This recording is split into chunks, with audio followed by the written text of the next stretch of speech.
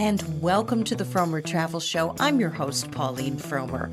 I've done a lot of different types of travel over the years, but I'm embarrassed to say I've never done a dude ranch vacation, despite the fact that this is quite an established, long running type of adventure that a family or a couple or seniors can do. So, to educate me, I have Bryce Albright on the line. She is the executive director of the National Dude Ranch Association. Hey, Bryce, welcome to the Fromer Travel Show. Hey, Miss Pauline. Thank you for having me. I'm excited to be here. And I love that you're wearing a cowboy hat and have this beautiful background. Where are we talking to you from? I actually am based in Wyoming, and this is actually all of my husband and I's stuff behind us, all the trophy buckles and bits and ropes and his chaps. And yeah, so it is my Wow. cowboy hat. So I will say, Right, and you are a rancher, right? You yes, ma'am. actually tell me what well, let's get to the we'll get to that in a moment. Let's talk about the association first. Yeah. I was stunned not only to hear that the association is turning 100, but that this kind of activity, that this vacation activity existed well before the association was even created. So, do we know what the first Dude Ranch vacation was and who came up with the idea for this? Yes, so it is. It has such an incredible history, and I think that's what makes it just so special in general is it kinda just ties everything together, the West, the cowboy way of life, and then also, just the culture and the country that we all, are very fortunate to be a part of, but the very first dude ranch that was kind of coined and the people that came up with the idea was started in the 1880s, which Wow. is pretty amazing to think back to that time. It's nothing like what we know now, but it was started technically in North Dakota by a family, and it was a group of brothers called their last name was Eaton. Hmm. And so it was the Eaton's Ranch, and they it was a cattle ranch is essentially how it started, and they had moved from back east out west and kind of to follow the dream and, Were they uh, gold miners they originally, or they weren't. knew they were gonna be They ranchers? knew they were gonna be ranchers, is my understanding of it, Yeah. and so they moved out west and they started this cattle ranch together, and they started having people come, and they wrote back to their families in the East, of course, and told them about all their adventures and what they were dealing with and what they were going through, and people were really intrigued by it, and Huh. so they came out to visit them. And they finally got to a point where the cattle market was pretty low, and they were struggling a bit, and they loved having these people. They loved showing them the cowboy way of life, but it started to get expensive. Huh.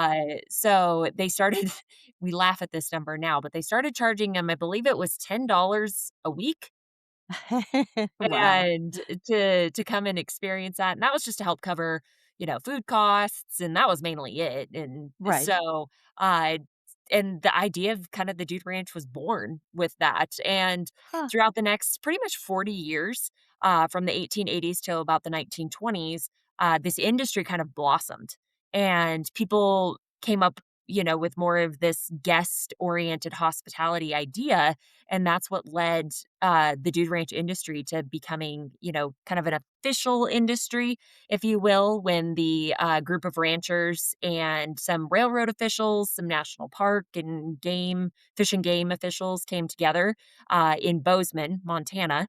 In September of 1926. And that's when they actually officially established the Dude Ranchers Association. Huh. Interesting. And what was the point in establishing it? Did they want to set some standards? Were they an advertising organization? Did they want to raise the profile of dude ranching? What was the original reason why this was created? Honestly, it was all of the above, but truly it was kind of to standardize the idea of the industry. And to really gain representation in a larger scale. So, working very closely with the railroads at the time was very Oh. important to them Oh, because interesting. Yeah. that was how people got out west. That's how they got their guests. Mm, And obviously, many of these were very centered around Yellowstone National Park, Grand Teton, and many other national parks as well. sure. But Yellowstone being the oldest. And so it was very important to them. They were very ahead of their time, honestly, in terms of advertising, in terms of, really working with the government and conservation efforts to Mm, maintain their environments, which was very important to them and it still is today. And so it was kind of all of the above, but really something that's always been really intriguing to me about Dude Ranchers and is why I love working for this group of people is they are the most supportive competitors you'll literally ever be around. mm. And they love to work together. I mean, and that is one of the biggest parts of being a part of the association, and really that's any association, but is that you're able to network and bounce ideas off of each other and, "Hey, what's going on in what how are you handling this?" Or, Right, "What are you sure. doing about this scenario?" And so that was really the part of bringing the network together too, was really important to them. Now, not every dude ranch that exists is part of your association, right? How That's correct. many how many dude ranches are there roughly in North America and how many are in your organization? So this is always a very hard question to answer because how we define dude ranches and guest ranches and what ranches meet our standards is not exactly what everybody advertises a dude ranch as. So Oh, there are many, probably close to 200 dude ranches, if you will, across the US and Canada. And that's the territories we represent. And so, but for ones that actually meet our standards and meet our guidelines and our definition of a dude ranch is probably more around that like 150, ah, 125 kind of area. And then within the association itself, within the DRA, we currently represent 91 ranches across the Western US and Canada in 10 different states and one Canadian province. and so you said not every dude ranch will meet your standards, so Correct. it might actually be a farm with a bunch of goats that they put saddles on or for the kiddies, or what does that mean? What are the standards? So more so, a lot of our standards and our guidelines that ranches have to meet of not being a pay to play network is they have to apply. They have to go through an entire application process. They go through a vetting process where we travel to ranches. That's a big part of what I do is we go and do accreditation visits. Oh, And that I must say be we, fun. it is fun. It is fun. Yeah. I say we, speaking about my board of directors and I, Uh-huh. and we make sure that they're meeting what they advertise. That's the biggest thing. But they have to be horse focused. So they have to have a very strong horse program. Mhm. And when I say horse program, I mean trail riding um, operation. And it definitely has to meet safety standards. That's a very big part of what we do. And then they also have to be all inclusive. So meals, Oh, lodging, most activities included in one price. And we say most activities because there are a la carte activities like massages or, usually alcohol is not included, within the package. There's just a variety of kind of one-offs, but the beauty is it's very well advertised of what's extra. And right. so that's very important because actually when you start digging into US travel especially, there are very, very, very few all-inclusive destinations in the US. And True. so dude ranches are, kind of the package, and that's why, like, during the pandemic, they became incredibly popular. We had the actually exact opposite problem that the travel industry had, is Wow. we were incredibly busy. 2020 through about 2023 were some of the best years dude ranches had in a lot of their Wow. history.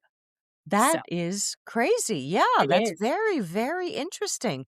Yeah. So when you say so you have standards, it has to be horse focused, but Mhm. I would think even within those standards, there's probably a great variety in Oh, terms yes. of what a dude ranch can be like.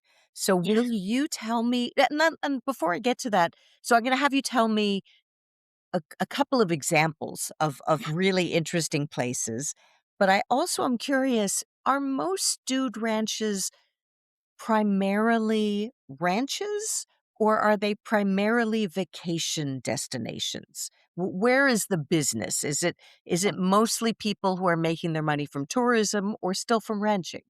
So I would say it's probably about 50-50 of the ranches in our association. There are probably about 50% of them that their main source of income comes from the guest hospitality side. And then there's the other 50% that, because we do have working ranches that are considered working cattle ranches where people go, and that's part of the experience is you are hands on, you're fixing fence with them, you're Right. trailing cows, and, of course, it can be as extensive or, relaxed as you want it to be. That's the beauty of dude ranches, but, yeah, I mean, so it's about, I would say 50-50 on that Okay. side of it, and all of them do have an agriculture-based, side of the operation, whether they put up hay, whether they, run cattle. Some of them are more like kind of farm stays almost where, you've got the goats and the cows and, they get to be a part of kind of that side of things, and, Right. so that's really intriguing to a lot of people, and as far as, it's not just horses. It's really not, and that is how the industry has evolved but also stayed very true to its roots is people go because of the horses. They go and because of the nature and the landscapes and the wildlife. That's all what drew people to these destinations for the last 100 years. Sure. But truly anymore, I see dude ranches are truly the perfect vacation destination for anyone because you can have something as rustic and simple as a working cattle ranch vacation, or you can have something as high end as a luxury resort that Well, also let's okay, offers. let's Yeah, give some specific details. So let's talk about what people think of as a ranch vacation, which yes. probably comes from the movie City Slickers. Oh, yes. Where you have these hardy guys and these people who probably shouldn't be on a ranch and, uh, Yes, boom, they meet. yeah. So what is probably like the most rustic place in your association where people really, really get the down and dirty cowboy life? Yeah, so we've got a couple different options. And the beauty of these working ranches is it's still, very comfortable accommodations. You're not sleeping out under the stars unless you absolutely want to. Um, and, you're still in a comfortable bed, clean, that's a very important Private part of what we bathroom? do as well.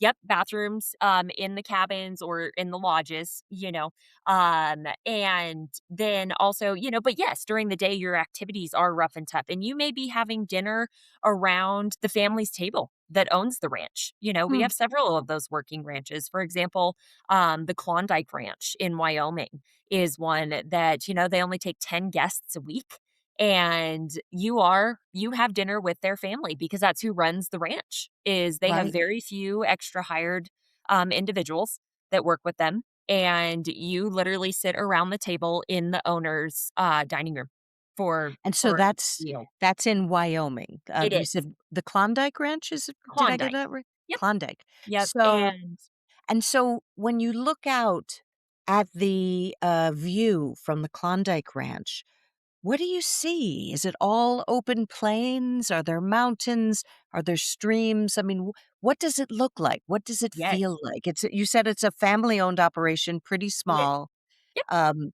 Give us, some visuals. Yes. Oh, this is one of my favorite parts because I wish everybody could see these places, and Klondike is a really beautiful place because it does mix honestly the plains and the rolling hills with the mountains of Wyoming. So they sit at Mm, the base of the Bighorn Mountains. And while you're there, not only are you going to be, on their small ranch operation where you've got foals, that have just been born that year that are just in oh, the pasture when you pull in, and you're gonna see some cows around, just the area right there. You're gonna just see some beautiful lawns and big trees, that just it's a really welcoming environment, and the stream runs, kind of alongside of the ranch property there, and then you have the opportunity to you look out at the base of the Bighorn Mountains. Mm. And, if you're familiar with the Bighorns at all, they're not the drastic, sharp-topped, peaked, mountains. They're old. They're a very old Hmm. mountain range, and so, they are more of like a rolling kind of, top to them, but they are steep and they're beautiful.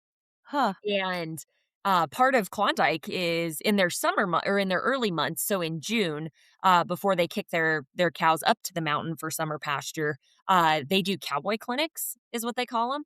And Oh, so it's fun. very, very much so you're hands-on, you learn to rope, you learn kind of how to work with horses, how to saddle your horse, it's very hands-on. And Huh. so, and then in the summer months, July, August, and September, which is always very busy for them, you're up on the mountain riding and pushing cattle with them. And Ah. so you get to be in the Bighorn Mountains, which is really cool. But, they're just one example. About 20 of our members in the association of the 90 are what we would consider those working cattle ranches. The majority of our members are what we call traditional dude ranches. And, they are really the ones that are family focused and family oriented. They Hmm. have great children's programs and, really Before they we get before we leave the children's Yes. programs, what is that? Is that riding Yeah, clinics? Is that still around horses, it or would is. that be going out into nature and doing ecology I guess it would projects? be a little bit of both. I would say it's kind of all of the above. And so if the kids don't want to ride, then they have activities, that are set up or maybe they're not old enough to ride. Mhm. And so, whether it's arts and crafts or they do scavenger hunts or, they've got the petting zoo or whatever it may be. There's activities that keep those littles involved. They get to go play and see the creek or fish in the pond or whatever comes about Right. play games on the lawn. And truly, dude ranches offer a very special environment um, because of the autonomy that they Huh. provide. It's truly amazing that you can literally, within the first couple days, you always see like parents are really like, "Oh, where's the kids? Where's the kids? Where's the kids?" And honestly, by about day 3, they're like, "Yeah, come find us at mealtime." Like, That's and great. it's a really unique environment, especially in today's world, because you do have to I mean, I have kids, like, and you do Mhm. have to watch, where they are at all times, but dude ranches provide this security where there's eyes on them all the time between staff and other guests and obviously family, there's somebody always watching over them, Sure. and but it gives But them the still chance also giving them some roaming gives them the privileges so they chance to can be actually experience nature without Exactly. somebody hovering over Exactly. them. Yeah, I Or they're love that. not staring at a screen, Yes. Are which is most of the ranches no screens allowed, or, we you can't? do most ranches do require them to stay in the cabins. They don't Okay, want them to be seen where because it really does take away from the experience, sure.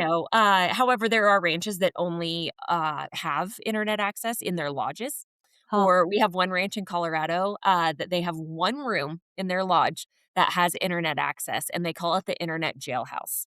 That's what they call it. That's very funny. Okay, so we Yes. heard about the Klondike, which is a typical working ranch in Wyoming, or was it Yep, Montana? I think it it's was Wyoming. Montana. It was Wyoming.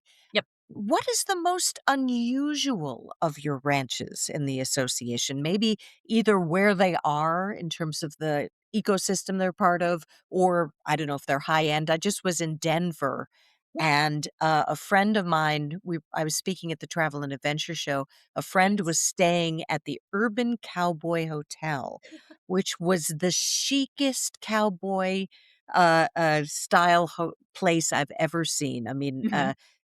just gorgeous looking, all these patterns and, woven blankets and, all in cowboy style, but no cowboy ever lived like that. So do you Yeah. have anything like that? Or do you have places that are in unusual ecosystems? One of the ones that comes to top of mind for me that I've always found to be probably one of the most intriguing ranches I've ever visited, is in Montana. It's called the Blacktail Ranch. And what makes this ranch so unique is the prehistoric history that Mm. actually comes with this ranch. So they have this cave And when I'd say it's a cave, it's a complete underground cave Wow. that they have pulled they have an entire museum on their property of things that have been pulled out of this cave, and truly they date back to the Ice Age. Wow. It's Oh, that's cool. incredible. It's Huh. so cool, and you would never know. Like, you pull into this place, and it's in this beautiful little valley up outside of, the small town is called Wolf Creek, Montana, close to Helena, and you would never know. They've got these, nice little cabins, and the creek runs right by the stream, and, then you've got, their lodge and these beautiful rolling hills, and they're right on the Continental Divide, and, it's just gorgeous. You just think you're, Wow. in the beautiful mountains of Montana, and then all of a sudden they're like, "Hey, you wanna go see this ice cave?" And you're like, "What?" And I was so thrown off. I mean, and of course, I went gosh, it was probably 5, 6 years ago now, and it's amazing. You could spend all Mm. day down there. It's so Oh, cool, how and, cool. they've got all the safety measures in place, and you climb down, and it's lit. They've got power down there, and you get the chance to climb through it, and it's Mm. so cool. But that is probably one of the most unique attractions at one of our ranches that truly Interesting. there is not another one out there that has it, you know? Yeah. Um and then there's also a couple ranches, that are very eco-friendly, which is very, Good. intriguing, both in Wyoming, both incredibly remote. Um, and the first one is called the Darwin Ranch, and it sits in the, completely in the wilderness. It is one of the most remote ranches in the lower 48. Mhm. And it's completely run by hydropower, which is Wow. very cool. They have an entire hydropower system that runs off of the stream that comes through the ranch, through the valley that they sit in, and that's what powers the ranch. And Amazing. they have, a wood-fired hot tub and a wood-fired sauna. It's actually considered more of like a luxury property is what I would Right. consider it. It's an entire farm to table food program. So very fresh food, and they're very, very conservation focused, which is Ah, very cool. It's a stunning property. wow. And you've got horses, hiking, fishing, natural swimming. They've got this great pool of water that sits kind of right below the sauna and the hot tub. So you can kind of Wow. jump back and forth. Perfect. Yeah. Yes, and it's really just an awesome, awesome place, and then there's one very similar to it as well, and these are both kind of outside of Jackson, Wyoming. It's kinda hard to pinpoint a close town to them because they are pretty remote. Yeah. Uh, the other one that's similar is called Flat Creek Ranch, and, of course, fly fishing is a huge attraction at these because the terrain is pretty steep, especially at Flat Creek.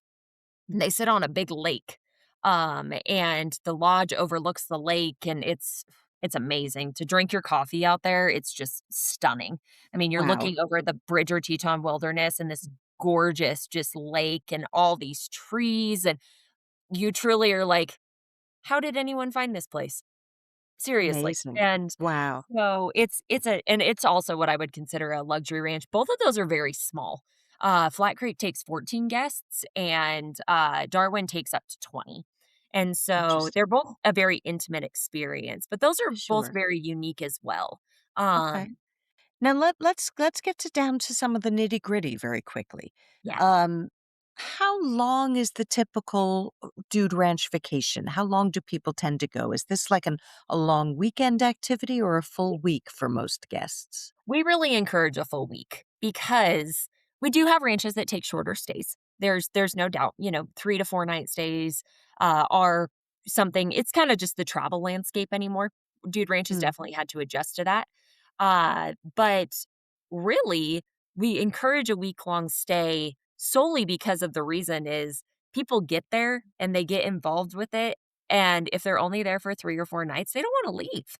Because it's like, "Oh, well, we're gonna miss out on the Saturday night cookout, or we're gonna miss out on the breakfast ride," or, something like that, and they don't realize that when they're booking it, sure. and And so so there is enough variety day to day, that you would miss out on something. You're not just doing the same things over and over.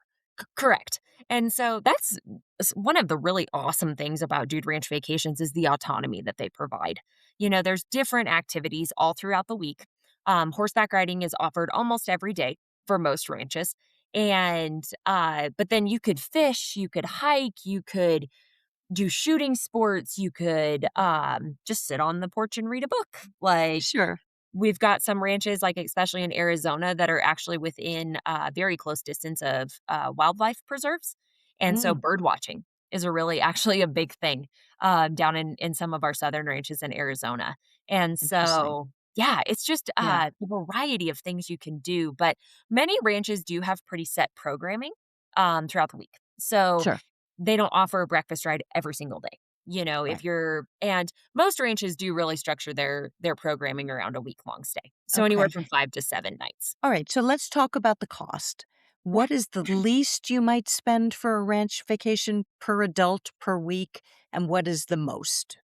Yeah, so we have it really ranges, and it ranges on what you're gonna be, experiencing, of course. Our luxury properties tend to be a little more expensive, which is not really anybody's surprise, which we've got ranches that it runs probably close to $6,500 per adult for a week-long stay. Now, Okay. everybody gets a little sticker shock when they hear that, but honestly, those are like I said, luxury properties. You're paying for luxury experiences, but also everything's included. It's all inclusive, you know, that's not just your lodging, that doesn't include travel, but, And you know, that's per person. So and that's per 65. person. Yep, Yeah. and then, but truly, those are you have everything under the sun that you could ever dream of at those Sure. places. And then we've got a couple ranches that are $2,000 a week per person Okay. and per adult. Yeah. And those are pretty rare. We say on average, the average cost of a dude ranch vacation for 6 to 7 nights per adult is around $3,500. Interesting. Okay. And is this a year round activity or do most people do this in the summer months?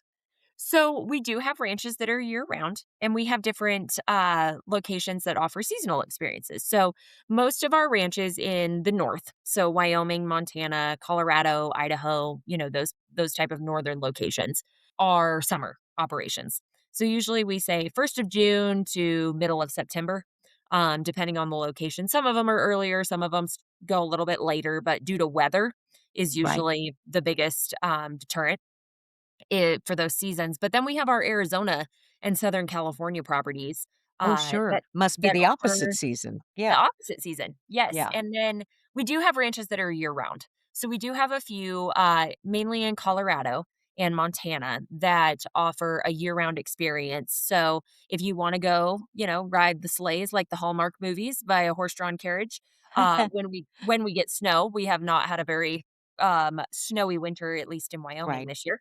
Um, but there's those opportunities too for cross-country skiing, snowshoeing, snowmobiling, those type of experiences as well. So that's intriguing to a lot of people. But really, when people are reaching out to us for holidays or spring break, it's the Arizona locations in Southern Uh, California. yeah, that makes sense. Well, you've made it sound so appealing. I'm kicking myself that I've never done Yes, we're this. gonna have to get you to one, Pauline, for Yeah, that sure. would be great. That would be great. Well, thank you so, so much for appearing on the Fromer Travel Show. Oh, before I let you go, what's a good website for you so people can see the ranches in your organization? Absolutely. The association's website is simply duderanch.org. And we're pretty much Easy. the first one that'll pop up. But the association serves as a free service. So if you're looking for a dude ranch vacation or want to explore this idea, but it can be a little overwhelming when you're trying to look at 91 properties and figure out where to go. Wow. The Sure. association offers that it's a free service that we help you narrow down the ranches to look at. We don't book the ranches for you, but we provide recommendations. And quite frankly, there's only two of us. You're either going to be talking to myself or my assistant Wow.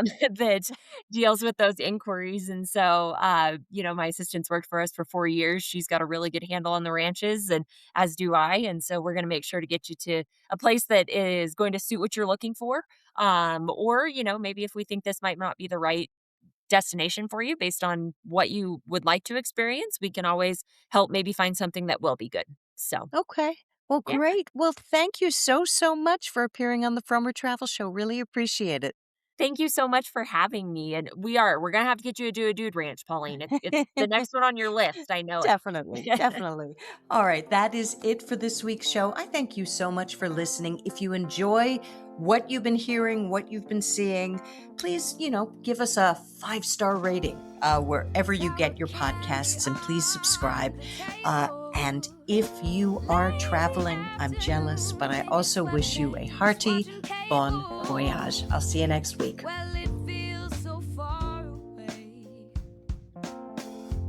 All the